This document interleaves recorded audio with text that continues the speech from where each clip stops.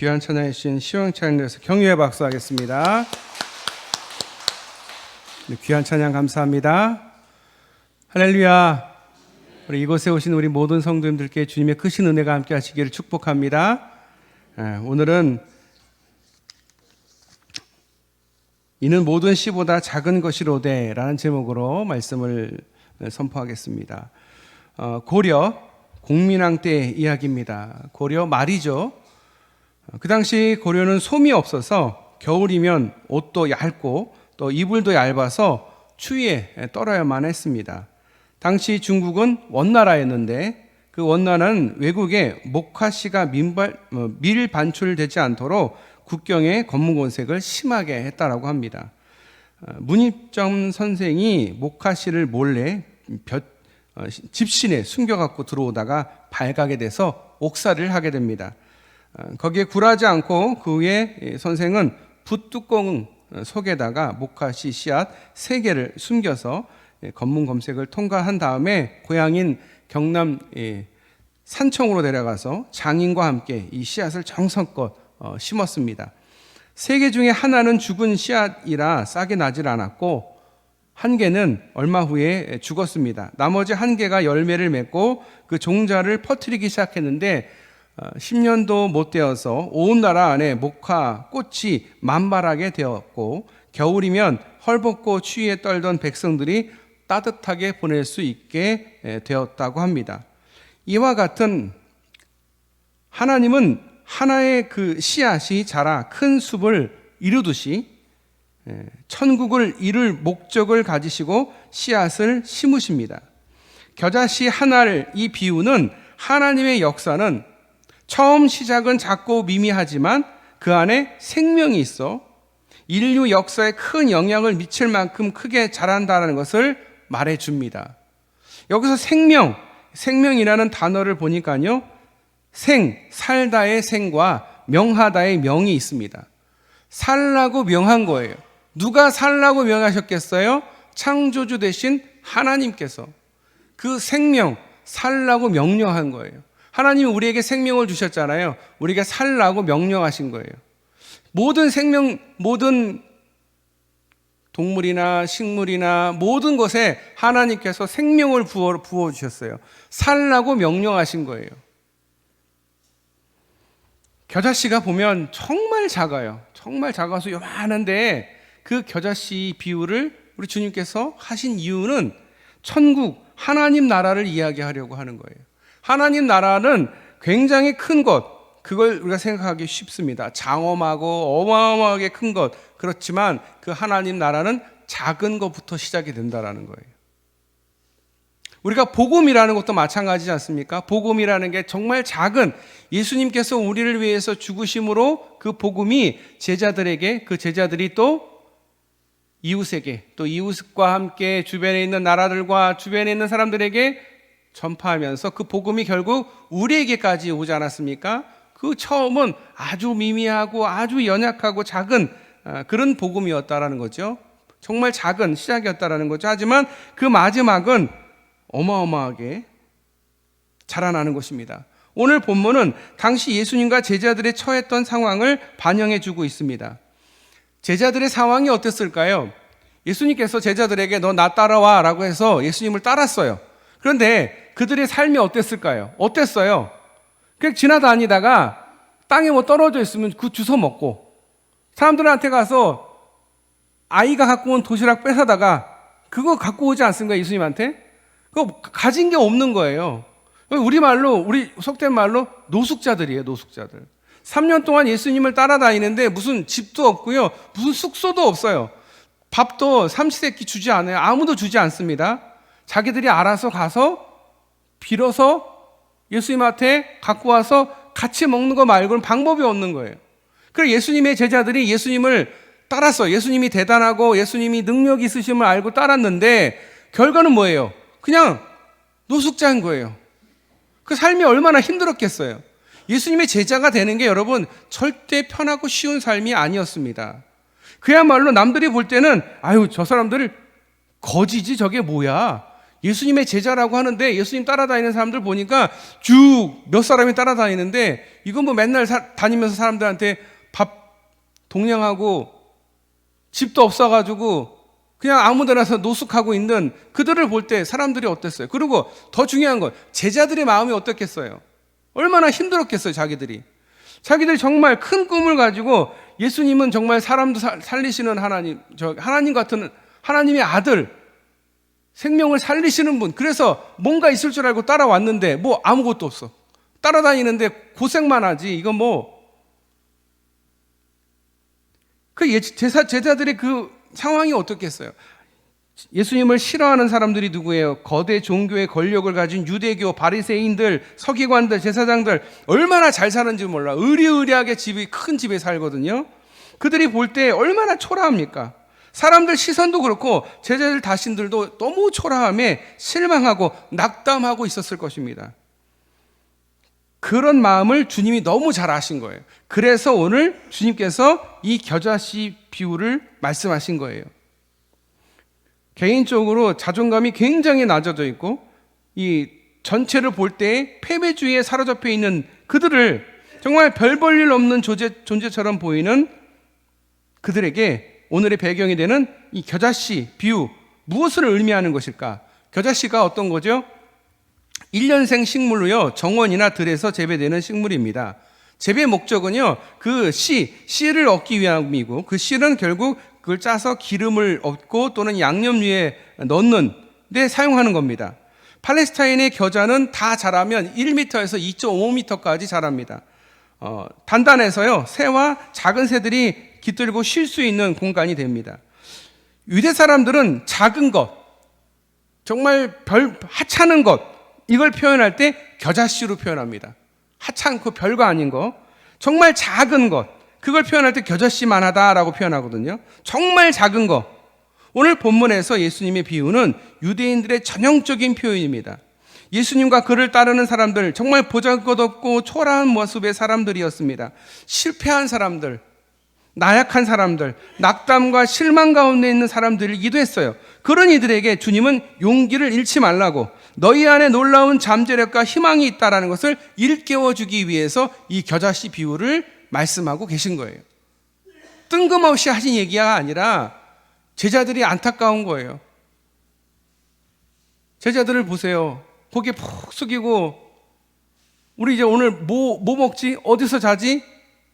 예수님을 따르긴 했는데 뭐 누릴 수 있는 게 아무것도 없어요. 기대했는데 기대한 거에 비해서 예수님을 따라서 얻는 게 아무것도 없는 거죠. 그런 그들을 향해서 이 겨자씨 비유를 얘기하시는 거예요. 겨자씨의 생명력이 있어서 그 생명력이 60배, 100배 열매를 맺고 그 크기가 수십 배 커져서 1m에서 2.5m까지 나무가 되어서 많은 사람들에게 쉴 수 있는 그늘을 줄 수 있을 정도의 큰 나무가 된다라는 이야기를 하시는 거예요. 왜 겨자씨가 대단하냐면 그 안에 생명이 있기 때문에 그런 거예요. 그 생명이 누구예요? 하나님이 살라고 주신 명령, 그것이 겨자씨에 새긴되어 있어서 그 겨자씨가 자라나는 것 아니겠습니까? 정말 그 제자들의 마음, 그 제자들에게 희망을 주시는 거예요. 새들이 깃들 수 있는 삶을 살게 될 것이다. 이것을 기대할 수 있는가? 이것이 예수님을 통해서 우리가 성서에서 배울 수 있는 진리입니다. 작고 초라함 가운데 숨겨져 있는 놀라운 능력. 그 제자들을 볼 때 저자들이 저렇게 노숙하는 사람들이 뭘 하겠어? 라고 생각했겠죠. 근데 자기들도 그렇게 생각했겠죠. 그런데 그들이 복음을 들고 나가서 세상을 이렇게 변화시키지 않았습니까? 그리스도의 나라로 이렇게 만들지 않았습니까? 정말 보잘것없고 정말 아무것도 없는, 배운 것도 없는 그런 제자들이었잖아요. 정말 승질만 잘 낼 뿐이었죠. 예수님 죽으셨다고 다 자기 생업으로 도망갔던 사람들이죠. 예수님 잡으러 오니까 옷까지 벗어던지고 도망갔던 제자들이었잖아요. 그런 그들이 정말 그 보잘것없고 초라한 그들이 하나님의 생명, 예수의 생명을 얻으니까 복음을 들고 이 세상을, 이 나라를 변화시키지 않았습니까? 그 하나님의 나라, 그 하나님의 나라가 놀라운 능력이 바로 겨자씨 안에 있다라는 거예요. 겨자씨 안에 감추어진 그 비밀스럽고 강력한 하나님 나라의 에너지를 발견하고 이것을 이해하고 그곳에 희망을 걸 수 있는 믿음이 오늘 우리가 가져야 할 믿음의 자세입니다. 내가 뭘 하겠어? 내가 이 회사에서 뭘 하겠어? 내가 이 학교에서 뭘 하겠어? 뭘 하긴요? 하나님의 복음을 전할 수 있는, 여러분은 아주 작지만 겨자씨처럼 어찌 보면 작을 수 있지만 여러분의 작은 목소리와 작은 어떤 그런 말이겠지만 그 한마디가 복음이 되어서 그 학교를, 여러분이 다니는 그 사회를, 그 회사를 변화시킬 수 있음을 믿으시길 바랍니다. 하나님께서 우리에게 생명을 부어주셨어요. 겨자씨만한 믿음만 가지면 어떻게 돼요? 겨자씨만한 믿음만 있어도 세상을 변화시킬 수 있습니다. 생명이 그 안에 있기 때문에 그렇습니다. 그 생명을 넣으신 하나님, 살라라고 명령하신 그 하나님의 능력이 있기 때문에 그렇습니다. 이 비유는 오늘 우리에게 용기와 격려를 주고 있습니다. 예수의 가르침대로 살아가는 것이 자꾸 초라해 보이기 때문에 그것을 따르는 시도를 하지 않으려고 합니다. 예수님 따라봐야 가르침대로 살아가는 뭐가 있겠어. 그런데 세상의 논리와 경영의 논리, 정말 그것과 동떨어져 있는 것 같고, 정말 이 거대한 이 사회 속에서 예수님의 가르침은 정말 초라한 것 같고, 정말 그 삶을 살 때에 예수님의 그 길을 따라가는 게 어찌 보면 실망스럽고 어찌 보면 고난의 길이지만, 가시밭길이지만, 하지만 겨자씨 하나를 주시는 그 의미는 무엇입니까? 그 적은 것이, 그게 생명력이 있는데 그 생명력이 결국은 모든 사람을 살린다라는 거예요. 겨자씨 자체가 아니라 그 겨자씨가 품고 있는 생명력이, 이것이 힘있고 에너지이다라는 것입니다. 아무리 작고 그 안에 정말 작은 것이 있다 하더라도 그것이 하나님께서 주신 생명력이 있으면 열매를 맺는다라는 거예요. 이 비유를 듣던 청중들은 자신을 돌아보았을 것입니다. 자꾸 겨자씨 같은 자신의 삶을 돌아보았을 것입니다. 자신의 내면에 용솟은치는 예수님의 가르침을 생각해 보았을 것입니다.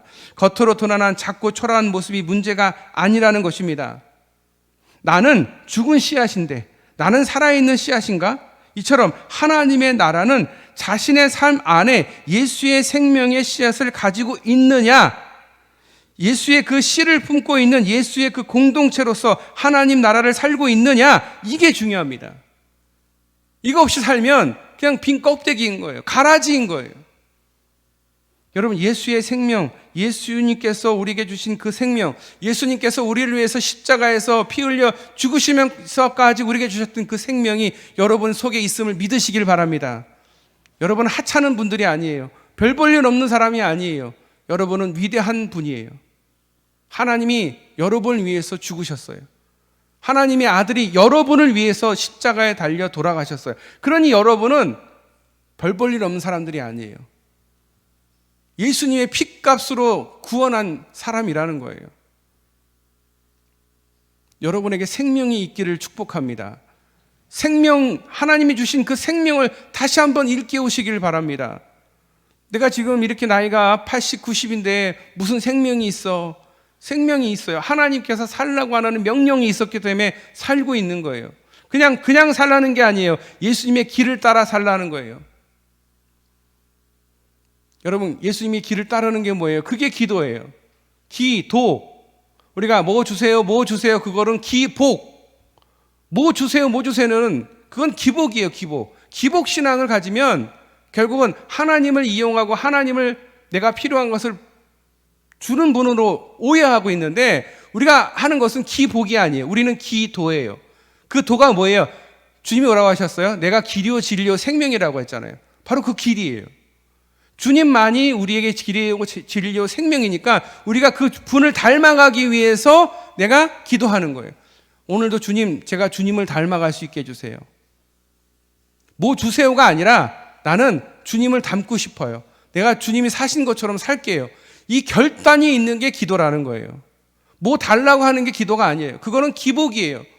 너무도 쉽게 하는 게 기복인데, 기복이 필요한 게 아니라 우리에게 필요한 것은 기도입니다. 내가 주님이 가신 그 길을, 그 가시밭길을 저도 가겠습니다. 그 좁은 길을 가겠습니다. 근데 왜 가요? 왜 가는 거예요? 왜 갈까요? 여러분 질문해 보세요. 여러분에게 왜 여러분은 신앙생활을 하시는 거예요? 예수님 닮기 위해서. 예수님 닮고 예수님이 가셨던 길을 가려고 하는 거잖아요. 그러니까 당연히 그 길이 십자가 길이니까 당연히 힘든 거예요. 근데 여러분이 가는 그 길이 너무 편해요. 너무 쉬워요. 그러면 그게 예수님이 가신 그 길이 아닌 거예요. 다시 한번 생각해 보셔야 돼요. 내가 지금 예수님이 이 길을 가고 있는가? 신앙생활이 힘들어야 돼요. 목사님, 제가 새벽에 기도하고 하루 종일 몽롱하고 졸려요. 신앙생활하기가 너무 힘들어요. 그게 맞는 거예요. 그게 정상인 거예요. 그렇게 살아야 되는 거예요. 종교생활 하는 게 아니에요. 일주일에 한번 잠깐 앉아서 내가 이 정도면 신앙생활 잘했다. 신앙생활 잘했다가 아니라 종교생활 잘했다가 말을 정확하게 해야 돼요. 이건 종교생활이지 신앙생활이 아니에요. 내가 말씀을 들었으면 그 말씀대로 일주일 동안 살려고 애쓰고 노력해야 돼요. 기도해야 돼요. 말씀 보아야 돼요. 말씀을 묵상하고 여러 번, 수십 번 읽으면서 하나님이 우리에게 주시는 말씀, 나에게 주시는 말씀, 이 순간 나에게 주시는 말씀이 무엇인지 깨닫고 그래야 우리가 하는 게 바로 신앙생활이 되는 거예요. 그런데 그 신앙생활 속에 생명이 있는 거예요. 왜? 하나님의 명령이 있기 때문에 그런 거예요. 내가 무슨 신앙생활을 하겠어? 나 이렇게 연로하고 노쇠한데 내가 뭘 할 수 있겠어? 하지만 하나님은 우리에게 생명을 주셨어요. 하나님을 따르라고, 주님의 가셨던 그 길을 따르라고, 기도하라고. 믿음은 생명이 없는 씨였습니다. 무수한 종교적인 그 행위를 한다 해도 하나님 나라의 열매를 맺을 수 없었습니다. 오히려 종교적 열심을 다할수록 분열과 정죄와 싸움과 시기와 질투와 편가름과 썩은 냄새가 날 뿐입니다. 아무리 많은 종교 생활을 한다 한들 예수님이 살아가는 그 살아있는 생명의 씨가 아니라면 우리는 자라지도 못하고 열매 맺지도 못할 것입니다. 오늘 우리가 행하고 있는 종교 행위를 통해서 맺고 있는 그 삶의 열매가 무엇인가 돌아보아야 할 것입니다. 평화와 화합과 용서와 품어줌의 향기로운 열매가 나의 종교 행위를 통해서 맺어지는 열매인가 살펴보아야 합니다. 생명의 향기를 품을 수 있도록 예수의 생명력을 가지고 있는 한 알의 교자씨가 되어야 할 것입니다. 인도의 수녀 테레사 수녀는 누구도 다 아는 이야기겠죠. 그는 알바니아 한 노동자 가정에서 태어났습니다. 굉장히 어렵게 살았습니다. 배우지도 못했어요. 배운 것도 별로 없는데 가진 것도 없었고요. 몸집도 굉장히 왜소하고 작았어요. 깡 말라가지고요. 인물도 볼품이 없었습니다. 그야말로 겨자씨 한 알처럼 미미한 존재였습니다. 그는 늘 자기 스스로를 가리켜서 즐겨하는 말이 있습니다. I'm nothing. 나는 아무것도 아닙니다. 1979년 그가 노벨상을 받을 때 그 연설 가운데 똑같은 말을 합니다. I'm nothing. 나는 아무것도 아닙니다. 이런 테레사가 인도의 비민촌에 뛰어들어서 사랑을 품고 버려진 사람들, 병든 사람들, 죽어가는 사람들을 위해서 최선을 다해서 정성껏 돌봤습니다. 하나님은 그것을 통해서 놀라운 역사를 하셨습니다. 무사람들의 마음을 감동시켰고 사랑의 여인이 되었습니다. 빈민굴의 성자가 되었습니다. 1997년에 그가 죽었을 때 인도에서 국장으로 그를 장례식을 성대하게 치렀습니다. 그때는 텔레비전이었죠. 텔레비전을 통해서 전 세계 장례식장이 방영되었습니다. 많은 사람들이 그것을 보면서 눈시울을 붉혔습니다. 겨자씨 같이 작게 시작했지만 그의 삶이 놀랍게 성장해서 큰 나무처럼 많은 사람들을 포용하는 삶을 그가 살았습니다. 어찌 보면 우리가 이 모습을 보면서 남의 이야기가 돼서는 안 됩니다. 주님이 우리에게 주신 이 생명력, 예수 그리스도의 핏값으로 우리가 이렇게 구원받았는데 그 생명을 가지고 무엇을 해야 되겠습니까? 여러분 무엇을 하시겠습니까? 생명을 살리는 일을 하실 수 있기를 축복합니다. 죽어져가는 많은 영혼들을 구원하는 데에 여러분의 삶을 바치실 수 있기를 축복합니다. 그게 복인 거예요. 한 알에 생명력 있는 씨앗이 되시는 여러분 되시기를 축복합니다. 우리의 삶 자체가 하늘의 씨앗을 품은 자의 삶을 살아가려는 의지가 있어야 합니다. 우리 옆 사람에게 이렇게 이야기하겠습니다. 따라하겠습니다. 나는 예수의 생명을 품은 생명의 씨앗이다. 우리 옆 사람에게 이렇게 이야기하겠습니다. 나는 생명의 씨앗입니다. 한 번 더. 나는 생명의 씨앗입니다. 여러분은 예수 그리스도의 피값으로 받은 그 생명의 씨앗을 갖고 있는, 생명을 갖고 있는 씨앗입니다.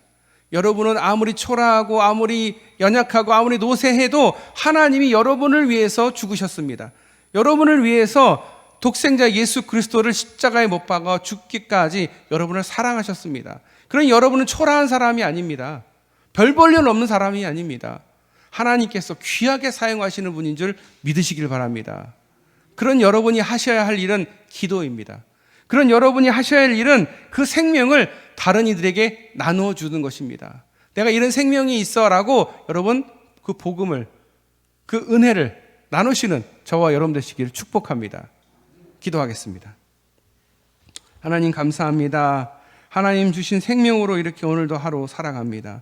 하나님을 더욱 사랑하며 하나님께서 너무도 우리를 사랑하셔서 독생자 예수 그리스도를 보내주시고 그 핏값으로 우리가 이렇게 생명을 얻어서 정말 겨자씨만한 정말 작은 우리지만, 초라한 우리지만 하나님께서 우리를 귀하게 쓰실 줄 믿습니다.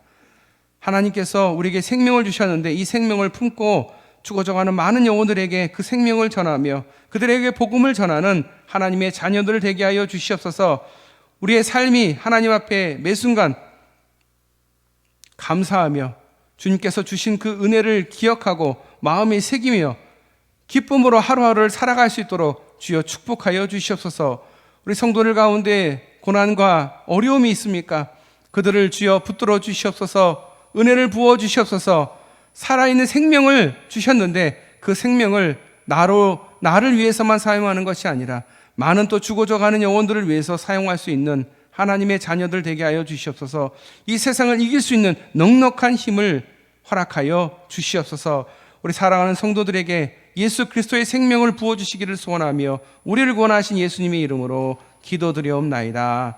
아멘.